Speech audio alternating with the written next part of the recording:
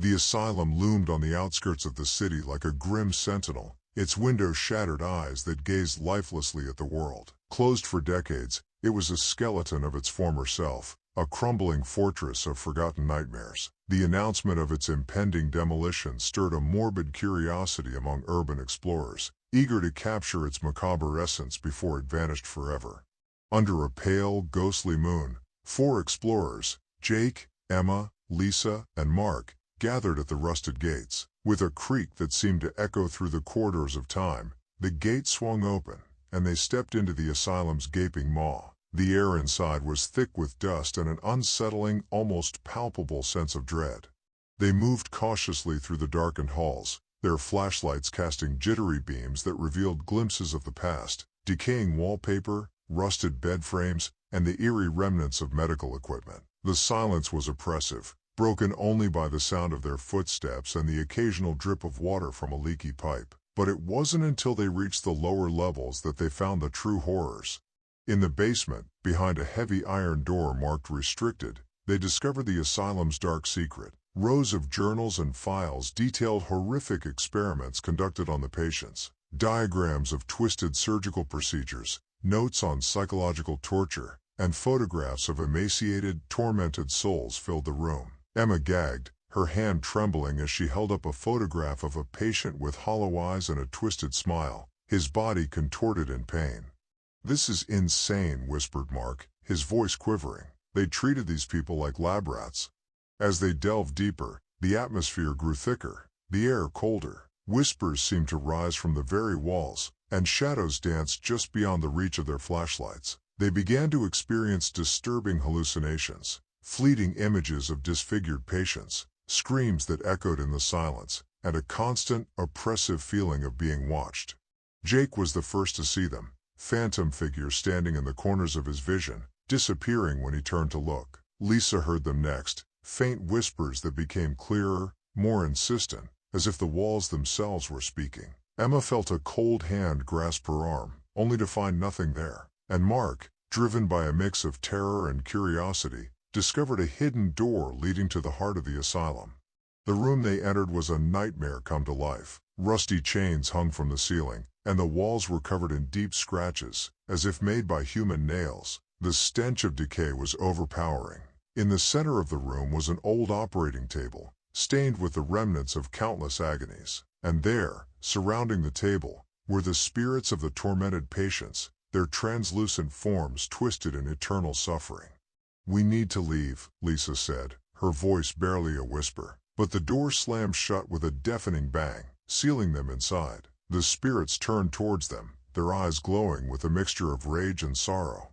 "We must atone," one of the spirits hissed, its voice a chilling rasp. "You must feel our pain."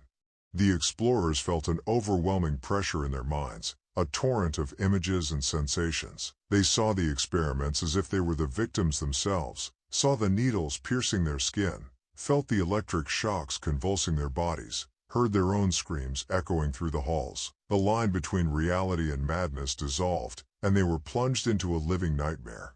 Jake tried to break the door down, but it was as if the asylum itself was holding them captive. Emma screamed as ghostly hands pulled at her, dragging her towards the operating table. The others watched in horror as Emma's body was lifted off the ground, her screams growing louder and more desperate. Her skin turned pale, and her eyes rolled back into her head as the spirits forced her to relive their torment. "Help me, please," Emma cried, her voice breaking with fear and agony. She clawed at the air, trying to free herself from the invisible grip, but it was no use. The spirits were relentless, their vengeful rage overpowering any attempts to rescue her. "Emma!" Jake shouted, lunging forward to grab her hand. But as soon as he touched her, a shock of cold electricity surged through his body, throwing him back against the wall. He watched in helpless terror as Emma's body convulsed, her face contorted in pain.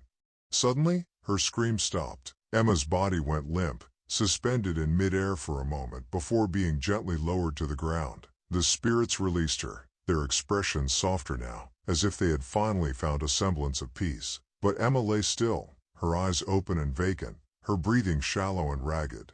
"Emma, can you hear me?" Lisa whispered, kneeling beside her friend and shaking her gently. But there was no response. Emma's eyes stared blankly ahead, her mind trapped in a nightmare from which she could not escape. In a final, desperate attempt, Mark remembered the journals they had found. The experiments, they stopped when they finished the ritual. "We need to find the ritual," he shouted. With trembling hands, they searched through the papers, finding the ritual meant to release the spirits trapped within the asylum. It required them to acknowledge the pain and suffering of the patients, to offer their own blood as a symbol of penance. With no other choice, they followed the instructions, each slicing their palms and letting their blood drip onto the cold, unforgiving floor. As the last drop fell, a deafening silence filled the room. The spirits paused, their anguished expressions softening. Slowly, they began to fade, their forms dissolving into the air like mist. The door creaked open, and a gust of fresh, cool air rushed in. Staggering out of the room, the explorers emerged into the dawn light, the asylum now eerily quiet behind them. They glanced back one last time, seeing the building for what it truly was, a tomb of forgotten horrors, finally at peace. But as they walked away, the feeling of being watched never left them, and in the quiet moments of their lives, they would sometimes hear the faint whispers of the past, reminding them of the price they paid for their curiosity. As for Emma, she remained in a catatonic state, her mind lost in the abyss of the asylum's dark history. The others vowed to find a way to bring her back, but deep down, they feared she was already too far gone, another victim of the asylum's insidious grip.